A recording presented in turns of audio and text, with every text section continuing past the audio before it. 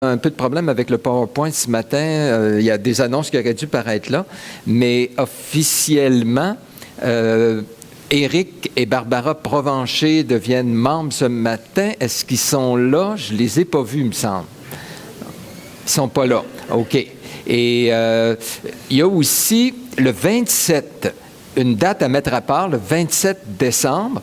On va avoir notre espèce de célébration de Noël ensemble. Le dimanche matin, on a un invité spécial, l'artiste à la craie, qui a préparé une présentation vraiment particulière sous le thème de Noël. C'est à ne pas manquer. C'est lui qui va être avec nous le matin.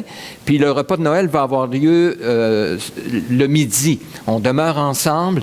Alors, n'hésitez pas à inviter vos amis, les personnes à qui vous parlez de Jésus, pour qu'ils puissent se réjouir avec nous. 27 au matin. Est-ce que Liliane est là? Elle vient de partir? Elle est à l'école du dimanche. OK. Germain, sais-tu s'il y a des choses? En tout cas, on va revenir pour le repas. OK. OK. Donc, très bien. On va vous revenir avec les petits détails, ceux et celles qui veulent participer au repas. Il y a aussi des quilles qui s'en viennent. Alors, Diane, tu veux nous donner les infos?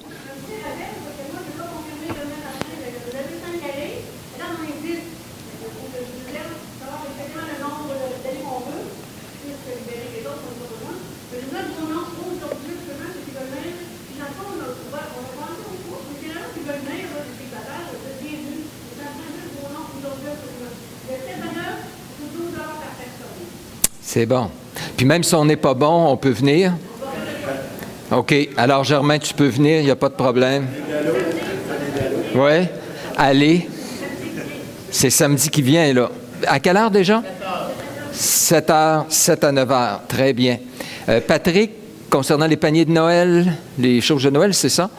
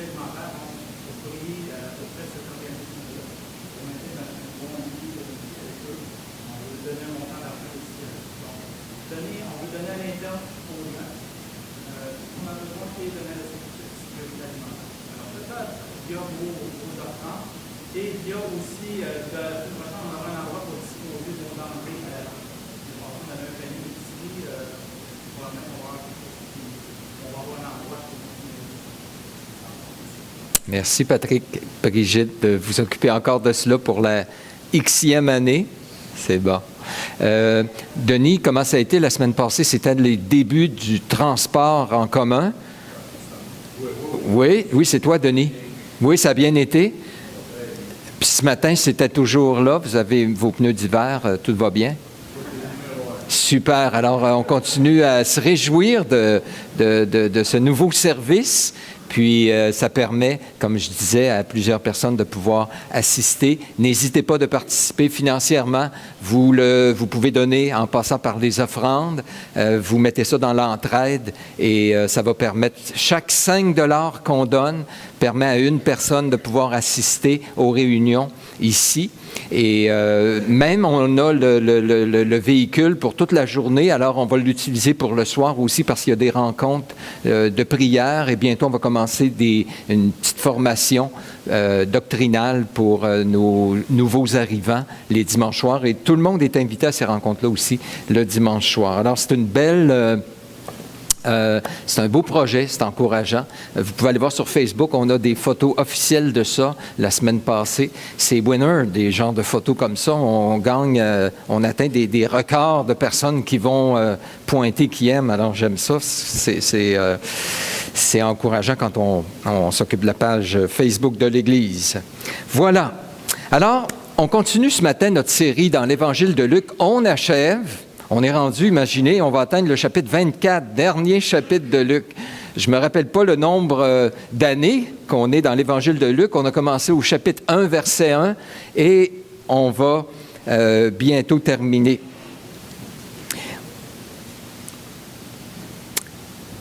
La lecture, je vais commencer dans Luc chapitre 23 à partir du verset 50. Dans les versets précédents, Jésus a été crucifié. Il est mort. Et ici, donc, c'est l'ensevelissement de Jésus. C'est quand même un petit détail, et nous semble, ensevelissement.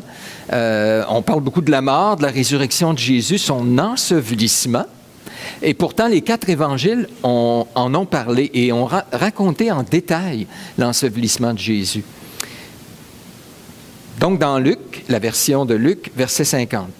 Il y avait un conseiller, c'est-à-dire un membre du Sanhédrin, le grand conseil juif. Imaginez, un conseiller nommé Joseph, homme bon et juste, qui n'avait pas participé à la décision et aux actes des autres, parce qu'on sait que le Sanhédrin avait condamné Jésus et s'était arrangé pour qu'il soit exécuté.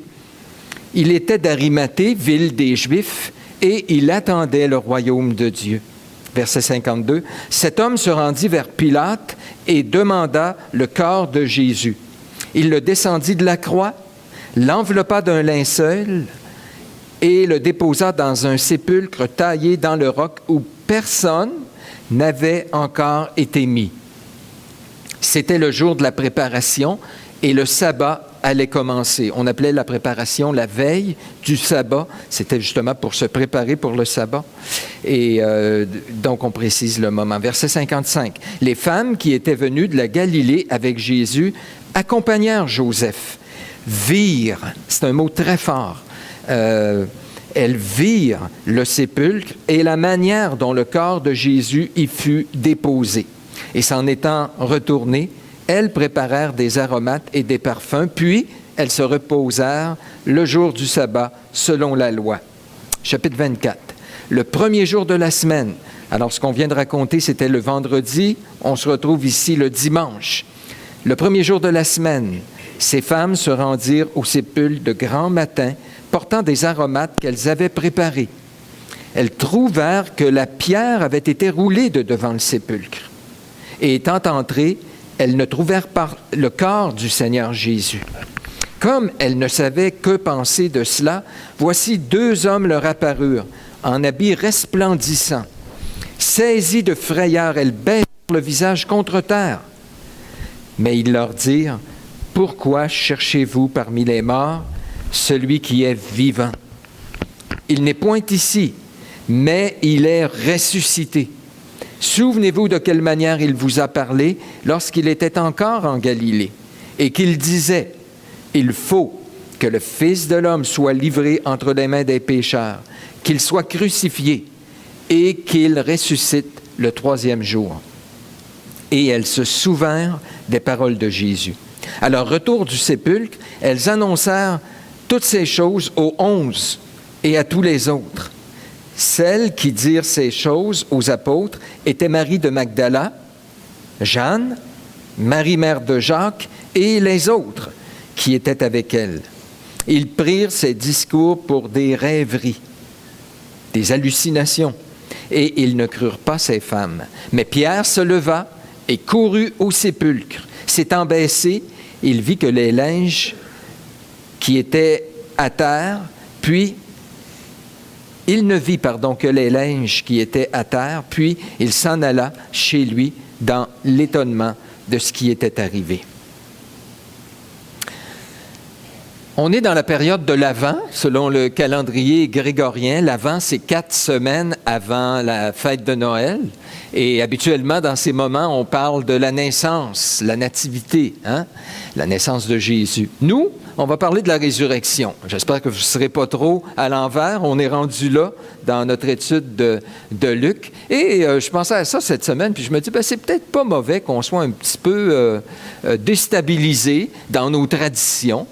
Est-ce que la nativité, l'incarnation, c'est quelque chose qu'on doit parler uniquement quand c'est Noël, puis en dehors de ça, on n'en parle pas?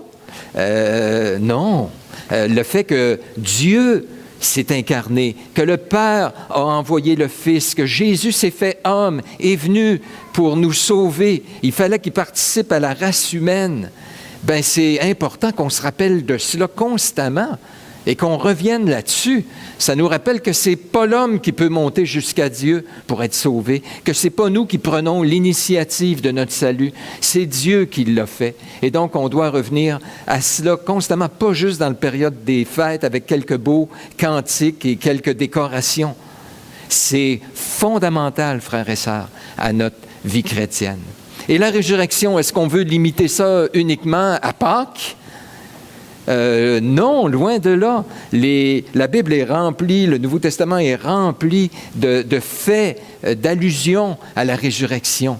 Et les premiers chrétiens se réunissaient le premier jour de la semaine, on pense particulièrement pour se rappeler justement la résurrection. La résurrection est centrale. Donc, on est rendu là et je crois qu'on le prend comme un rendez-vous divin ce matin. On veut mieux saisir, mieux comprendre la résurrection. La résurrection est la pierre d'angle du christianisme. Vous m'écoutez bien? La résurrection est la pierre d'angle du christianisme. C'est John Stott qui a dit ceci. Le christianisme, essentiellement, concerne la résurrection. Elle est au centre. Si vous enlevez la crucifixion, je l'ai mal traduit. Si vous enlevez la résurrection, vous détruisez le christianisme. Je répète, le christianisme essentiellement concerne la résurrection. La résurrection est au centre. Si vous enlevez la résurrection, vous détruisez le christianisme. La mort de Jésus, la crucifixion, c'est très important. On en a parlé dans les passages précédents. Mais faites juste penser un instant que si Jésus était mort et n'était pas ressuscité, il n'y a pas de salut, il n'y a pas de sauveur, il n'y a pas de christianisme, il n'y a pas d'espoir, pas d'espérance, pas de puissance pour nous maintenant. L'apôtre Paul le dit aux Corinthiens, dont certains doutaient de la résurrection de Jésus. Et il dit, si Jésus n'est pas ressuscité, vous êtes perdus, vous êtes sans espoir, votre foi est vaine, vous êtes encore dans vos péchés. Jésus devait ressusciter. Il est ressuscité. La bonne nouvelle, oui, Jésus est mort, mais la bonne nouvelle, essentiellement, c'est qu'il est ressuscité. C'est le message central que l'Église primitive aussi a apporté. Quand Luc a écrit son 2e tome, Les Actes des Apôtres, le message de l'Église primitive, c'était « Il est ressuscité, nous sommes témoins de sa résurrection ». Darrell Bock, qui est un de mes auteurs préférés depuis que je prêche dans Luc, j'ai son gros commentaire en 2 tomes. J'ai passé au travers, ça m'a permis avec le temps de passer au travers et j'apprécie beaucoup cet homme-là. Et il dit, sans la résurrection, le christianisme est juste une autre approche pour atteindre Dieu. Vide de puissance transformatrice et vide d'espérance. C'est simplement une coquille vide, il dit. Indigne de l'énergie qu'on y investit. Croire en Christ, ce n'est pas simplement croire en son exemple, mais c'est de croire dans la puissance de la résurrection qui accorde une vie nouvelle. La résurrection de Jésus, elle est importante Parce qu'elle nous assure différentes choses.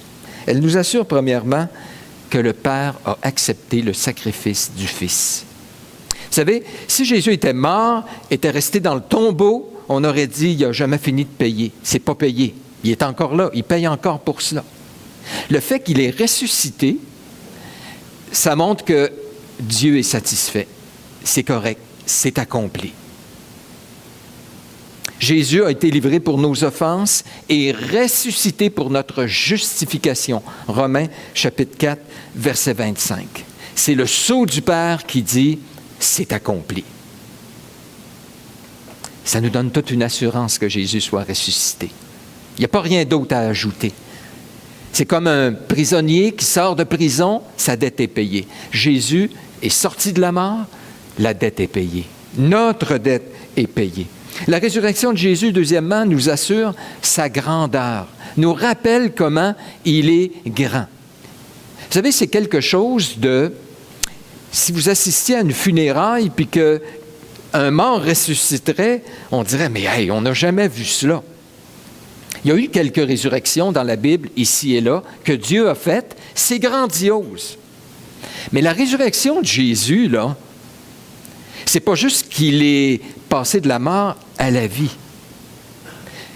Il est ressuscité pour plus jamais mourir. En ressuscitant, il a vaincu le diable. Il a vaincu le péché. Il a vaincu la mort. Non seulement pour lui, mais pour nous qui sommes en lui. Quelle puissance! C'est cela que ça nous rappelle. Romains 1,4, on nous dit qu'il a été déclaré Fils de Dieu avec puissance par sa résurrection d'entre les morts. Il était Fils de Dieu. C'est, quand il dit il a été déclaré, il a été manifesté, c'est l'idée que ça a été évident par la résurrection qu'il était le Fils de Dieu. Quelle gloire, quelle grandeur!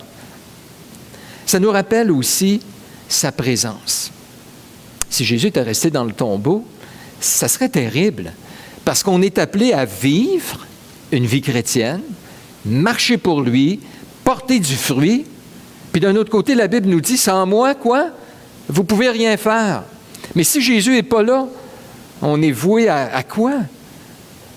À l'échec, à répéter toujours les mêmes problèmes, les mêmes péchés, les mêmes erreurs, sans puissance. Mais Jésus est ressuscité. Et une des promesses qu'il a faites tout de suite après avoir ressuscité, quand il a rencontré les disciples, c'est « Et voici, quoi? Je suis avec vous tous les jours jusqu'à la fin du monde. » Jésus est présent. Frères et sœurs, Jésus est présent ce matin. Ça fait toute la différence, là.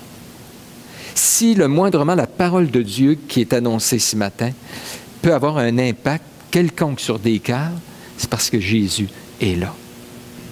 Si le moindrement nos prières qu'on va faire, qu'on fait, montent jusqu'à Dieu, c'est parce que Jésus est là, qu'il intercède pour nous, qu'il nous a ouvert une voie dans la présence du Père.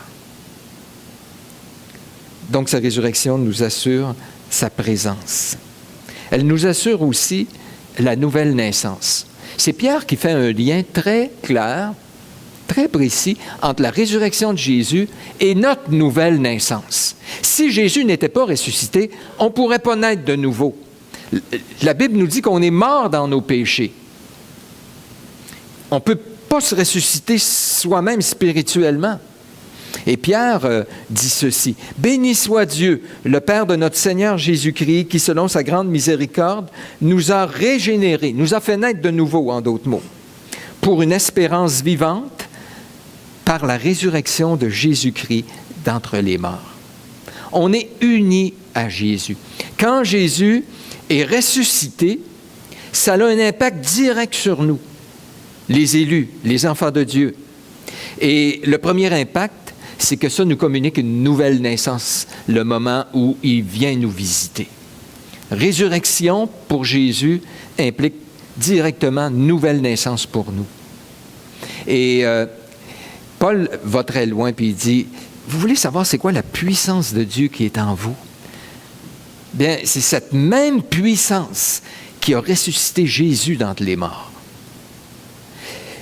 Jésus est ressuscité, puis c'est pas juste qu'il a vaincu la mort. Imaginez, il y avait tous les péchés du monde sur lui, la colère de Dieu, les efforts du diable qui étaient là, et Jésus a vaincu cela. Il est ressuscité. Et cette puissance-là est en nous. On devrait être défaitiste. Ah, je ne suis pas capable. Je puis tout par celui qui me fortifie. Que Dieu nous touche pour que ces paroles, quand on dit ça, là, je puis tout par celui qui me fortifie, que ça ne soit pas un cliché, des belles paroles, ah, je puis tout par celui qui me fortifie, que foncièrement ce soit quelque chose qui soit intégré dans nos cœurs, et qui fait la différence alors qu'on lutte, alors qu'on est là chaque jour, puis qui nous donne du guts pour continuer à avancer. Ça nous assure la résurrection de Jésus, la puissance de la résurrection qui nous rend capables de marcher en nouveauté de vie. Non seulement il nous a fait naître de nouveau, une fois, ça arrive, c'est un acte instantané, une fois pour toutes, on est né de nouveau, mais la puissance de la résurrection continue en nous, puis c'est une vie progressive de croissance, de sanctification. Quand on lit dans Philippiens que Paul dit, moi, ce que je veux connaître, là, c'est la puissance de la résurrection. Je veux l'expérimenter. Parce qu'il y a encore en nous des traces de mort. Jésus a vaincu le péché, il a vaincu la mort.